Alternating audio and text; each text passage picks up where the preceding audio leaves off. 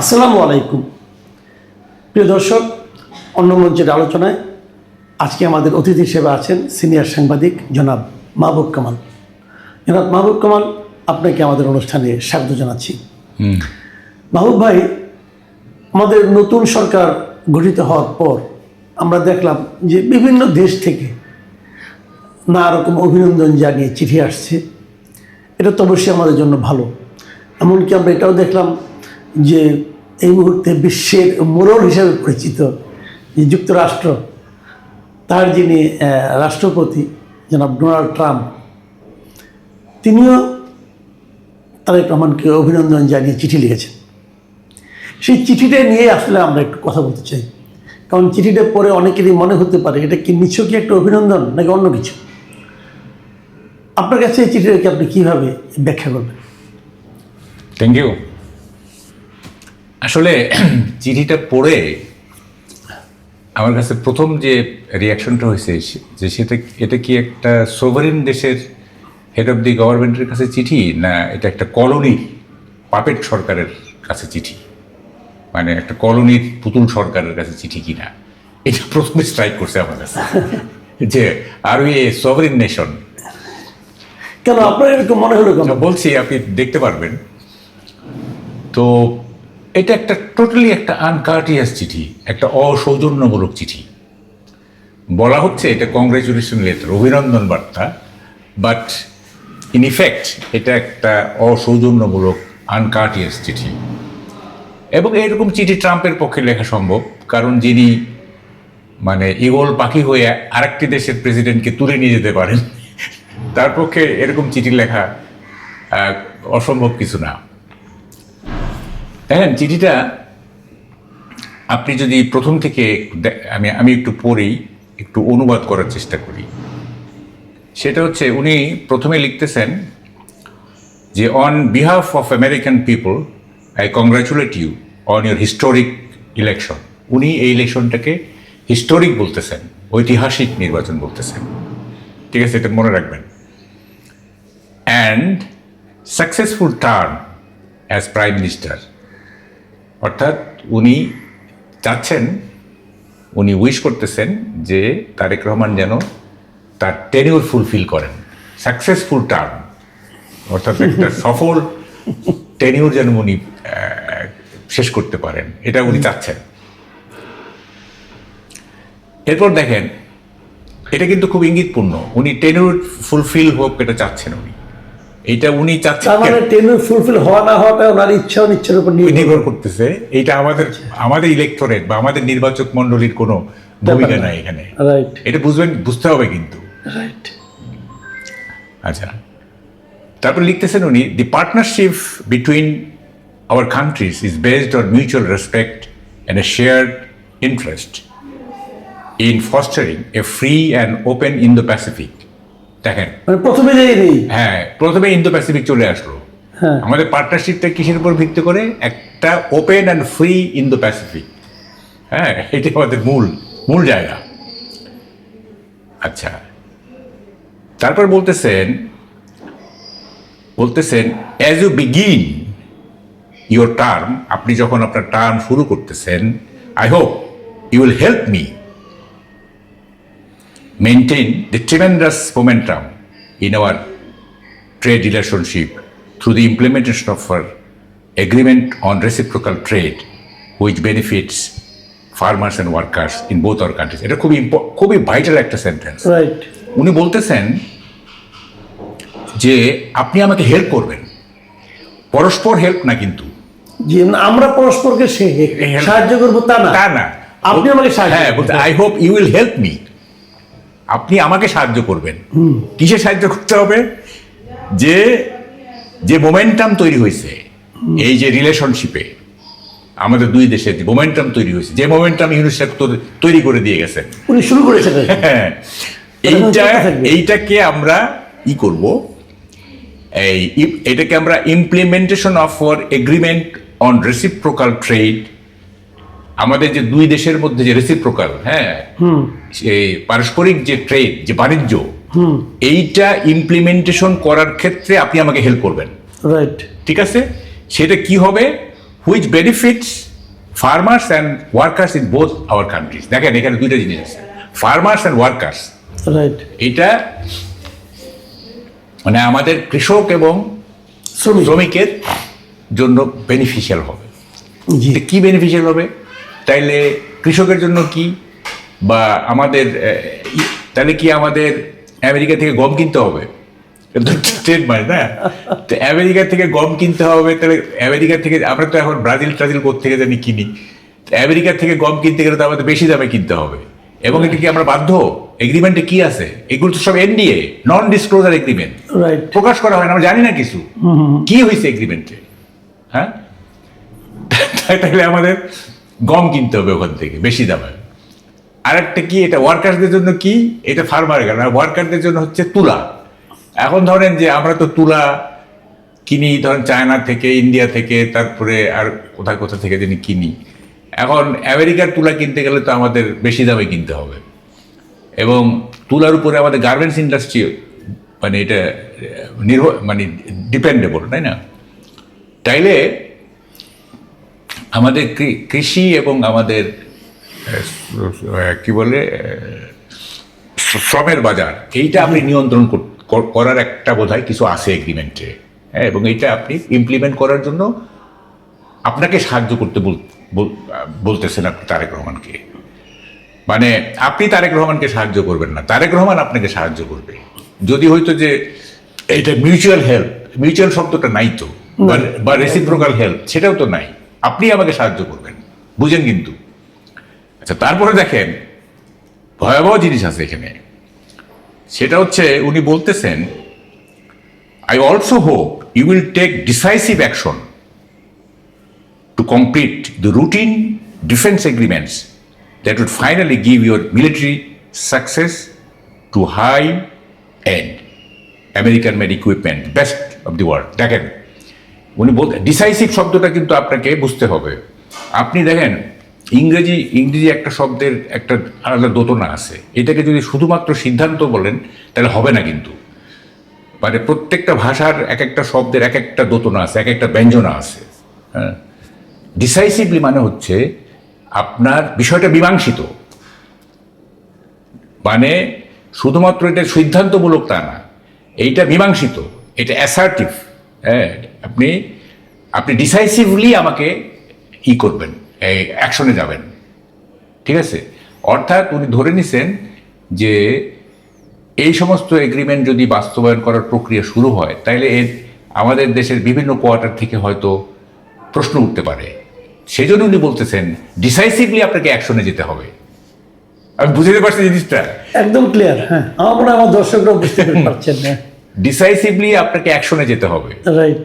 ওকে, right. এবং কি কেন সেটা হলো, I also hope you will take decisive action to complement the routine defence agreements, okay, মানে নিয়মিত যে ডিফেন্স এগ্রিমেন্টসগুলো আছে, that would finally give your military access to high end. তাইলে হবে কি, আপনার যে সামরিক যে শক্তি, সেইটা আপনার একটা উচ্চ পর্যায়ে, একটা উচ্চ মাত্রায় চলে যাবে। এবং কি হবে, আপনি কি পাবেন, আমেরিকান ইকুইপমেন্ট পাবেন, যেটা এখানে একটা বিজ্ঞাপন আছে কিন্তু, মানে আমেরিকান ইকুইপমেন্ট হচ্ছে পৃথিবীর সেরা, উনি বলতেছেন। এটা কিন্তু একটা বিজ্ঞাপন, ঠিক আছে, যে আপনি American made equipment the best in the world, সেইটার আপনি সেটার অধিকারী হবেন আপনি। হ্যাঁ, কিন্তু এটাকে আমাদের ফ্রিতেও দিবেন, আমাদের টাকা দিয়ে কিনতে হবে। হ্যাঁ, বটেই, টাকা দিয়ে কিনতে হবে। সেরা ইকুইপমেন্ট কিনতে গেলে তো আপনাকে বেশি টাকা দিতে হবে না। এবং বলতেছেন যে আপনাকে এই যে ডিফেন্স এগ্রিমেন্ট, এই যে সামরিক যে চুক্তিগুলি হয়েছে, এগুলি বাস্তবায়নের জন্য আপনাকে ডিসাইসিভ হইতে হবে। বাবারে বাবা, সাংঘাতিক ব্যাপার। মানে এটা এমন না যে আপনাকে এখান থেকে একেবারে একদম এক চুল পরিমাণ নড়া যাবে না, কোনো কিছুতে আপনাকে আপনাকে মানে ডিসাইসিভলি অ্যাক্ট করতে হবে, দোদুল্যমান থাকা যাবে না। এবং শেষে দেখেন, এইটা তো একেবারেই মানে উনি বলতে পারেন না। হ্যাঁ, সেটা উনি বলতেছেন, I look forward to working with you to make the relationship between the United States and Bangladesh stronger than ever, মানে আগের চাইতে বেশি শক্তিশালী হবে। My ambassador to Bangladesh, Brian Christian, has my full confidence. ঠিক আছে? Together we have an opportunity to make both of our nations more prosperous and secure. বলতেছেন যে আমার যে অ্যাম্বাসেডার আছে ঢাকাতে, আমার যে, ওরা তো বাংলাদেশ নিয়ে এত চিন্তা করার মানে সময় নেই। উনি আছেন তার নেইবারিং সাউথ আমেরিকান কান্ট্রিগুলি, তারপরে ডেনমার্কের এই যে গ্রিনল্যান্ড, তার নানা রকম আছে। বাংলাদেশ তো সেই জন্য বলতেছে আমার যেখানে অ্যাম্বাসেডার আছে সে, তার প্রতি আমার আস্থা আছে। এবং আপনি, বিষয়টা হচ্ছে যেরকম, আপনি সে যা বলবে আপনি তা শুনবেন, কথাটা এরকম। বুঝতে পারছেন? আমি তো সব টাইম টু আপনার সাথে যোগাযোগ করতে পারবো না। আমার প্রতিনিধি হিসাবে আমার ওখানে অ্যাম্বাসেডার আছে, হ্যাঁ। এবং my ambassador to Bangladesh Brian Christian has my full confidence, আমার তার প্রতি পূর্ণ আস্থা আছে। ঠিক আছে? তার মানে উনি যেটা বলবেন ওইটাই আমার কথা, ওইটা উনি বলবেন না। হ্যাঁ, এইটা হচ্ছে যে টাইম টু টাইম মনিটর করার জন্য। ট্রাম্প তো আর এখানে এত সময় দিতে পারবেন না, তাই না? তার ফলে টাইম টু টাইম মনিটর করবারে চুক্তিগুলির বাস্তবায়ন প্রক্রিয়া কতদূর হচ্ছে, কিভাবে হচ্ছে না হচ্ছে, এগুলি আমার অ্যাম্বাসেডার দেখবে। ঠিক আছে? তার মানে কি এটার মাধ্যমে আসলে আমরা কি কি বুঝতে পারবো? আপনি দেখেন সরকার এটাকে কিভাবে কি মূল্যায়ন করবে? আমি বলি শুনেন, ডক্টর ইউনূস মানে ভাবা যায় না ভাই, মানে এই একটা ইলেক্টেড গভর্নমেন্টের ঘাড়ে এতগুলো বোঝা চাপিয়ে দিয়ে গেলেন আর কি। এমনি তো তারেক রহমানের ঘাড় ছোট মানে ইন দি সেন্স যে নবীন একটা প্রাইম মিনিস্টার, হ্যাঁ, এবং সেইখানে এতগুলো ঝামেলা উনি মানে পাকাইতে হয়ে গেছেন আর কি। হ্যাঁ, মানে আপনি কি বলতে চাচ্ছেন যে যদি ডক্টর ইউনূস মাঝখানে না আসতেন এবং ডক্টর ইউনূস যদি নানাভাবে এই চুক্তিগুলি ইনিশিয়েট না করতেন, তাহলে এই ধরনের চিঠি আমরা পেতাম না, আমরা আরো সম্মানজনক চিঠি পেতাম? হ্যাঁ, অবশ্যই চিঠি পাইতাম, সম্মানজনক চিঠি পাইতাম সবাই। কেন শেখ হাসিনার আমলে কি এরকম চিঠি আসছে নাকি? কারণ শেখ হাসিনা তো স্ট্যান্ড নিয়েছিল আমেরিকার বিরুদ্ধে, নেয় না স্ট্যান্ড, আমরা তো দেখছি, তাই না? তো ফলে এই যে মানে এক ধরনের কি বলে যে পাবলিক বলতেছে যে দেশটারে বিক্রি করে দিয়ে গেছে, আমি ওইভাবে বলতে চাই না, হ্যাঁ।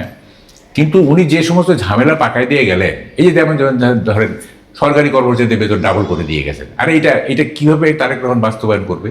আপনি বাস্তবায়ন কি? আমি কালকে একটা রিপোর্ট পড়লাম, আপনি দেখেছেন কিনা জানি না, যে সরকারের যে পরিচালন ব্যয় এটা নির্বাহ করার জন্য সরকার গত বছর ঋণ নিয়েছে। মানে ঋণ নিয়ে ঋণের টাকায় সরকারের পরিচালনা ব্যয় সম্পন্ন করতে হয়েছে।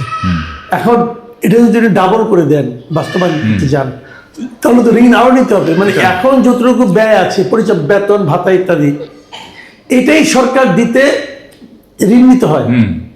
এবং বাংলাদেশের গত 10 বছরের ইতিহাসে এই প্রথমবার এই কাজটা তাকে করতে হলো।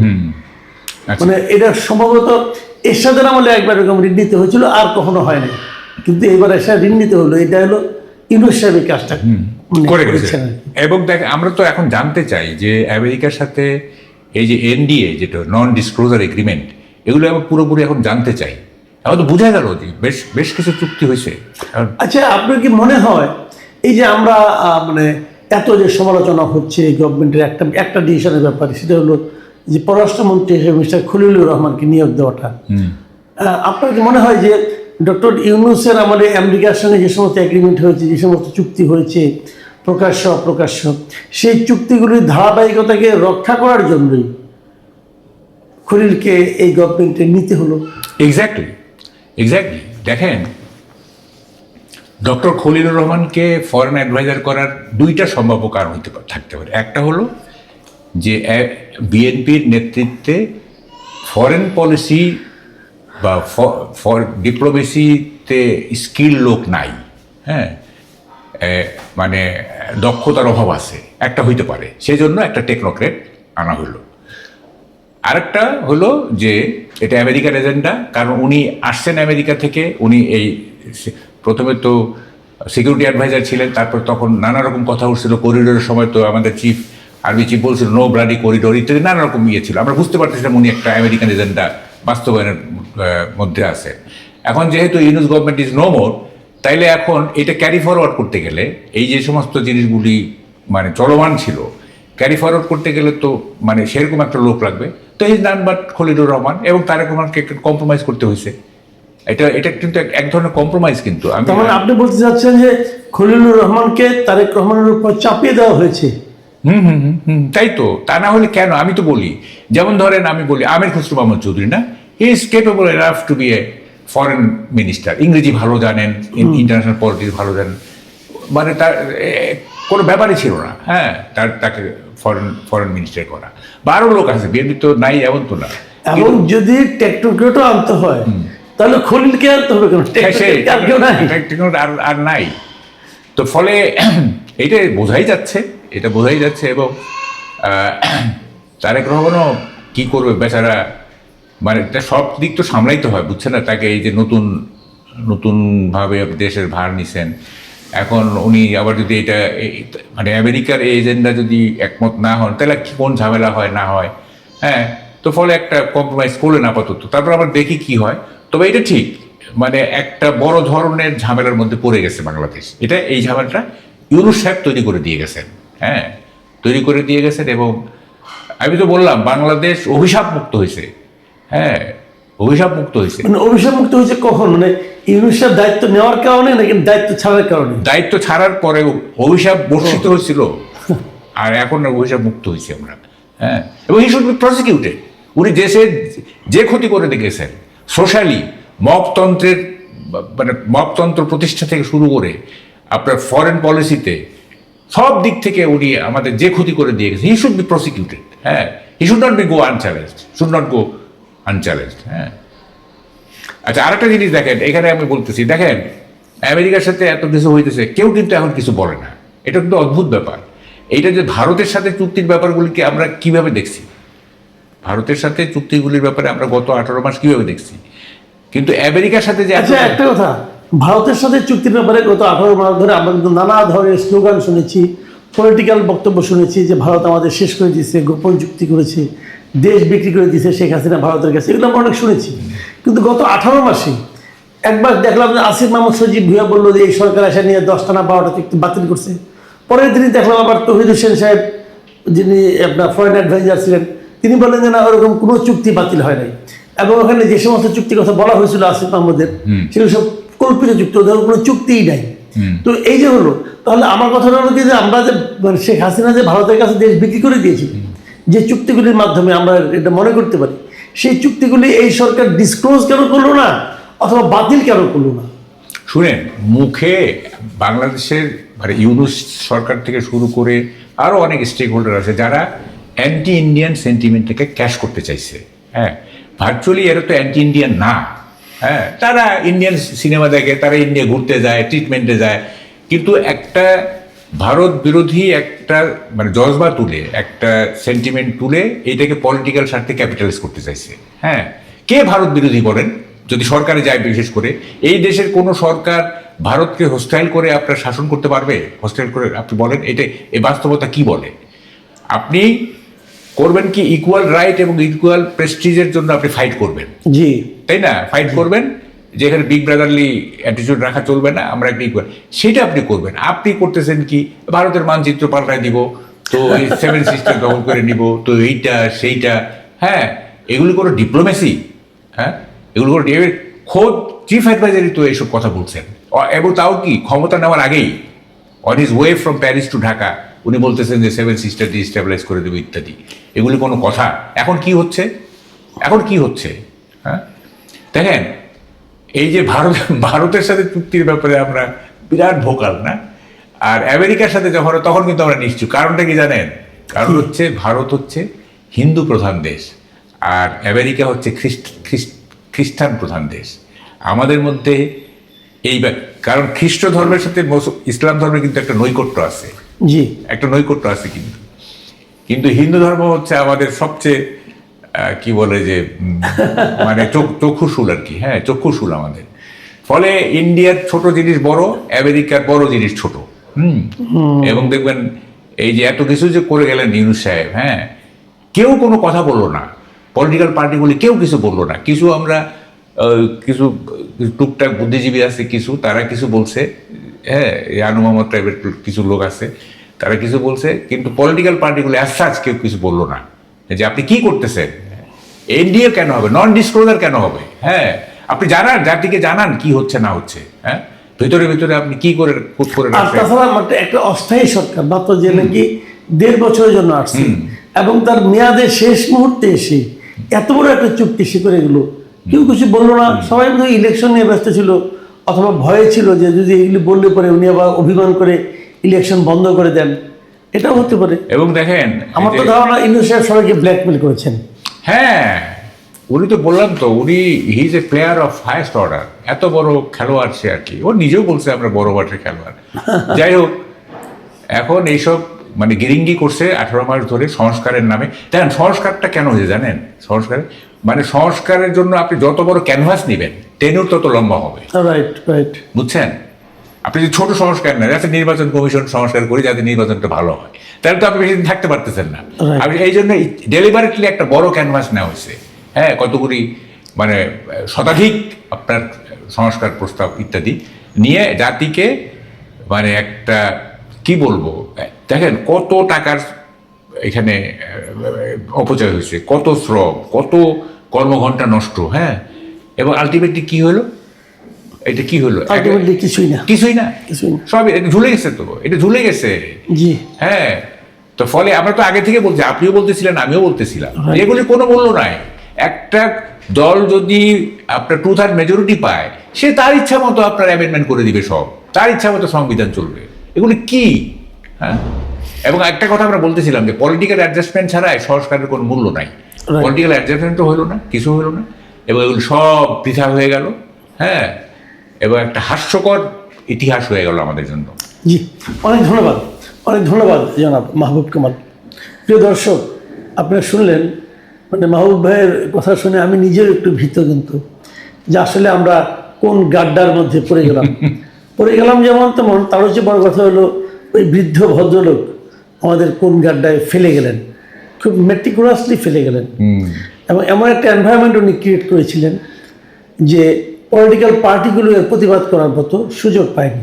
কারণ সব পলিটিক্যাল পার্টিগুলির মধ্যে একটা আতঙ্ক ছিল যে কিছু বললে উনি যদি আবার নির্বাচন না দেন, এই যে একটা জটিলতা, এর মাঝখান থেকে এই দেশ কীভাবে বেরোবে, দেশ বেরোতে না পারলে জনগণও কিন্তু আসলে এক ধরনের পরাধীনতার মধ্যে যাবে। আমরা আশাবাদী, কারণ তারেক রহমান সাহেব তার নির্বাচনী স্লোগানেই বলেছেন যে সবার আগে দেশ, সবার আগে বাংলাদেশ।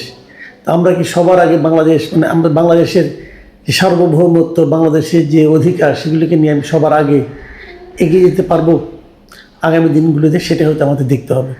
আপনারা সবাই ভালো থাকবেন, এখন এ পর্যন্তই। আল্লাহ হাফেজ।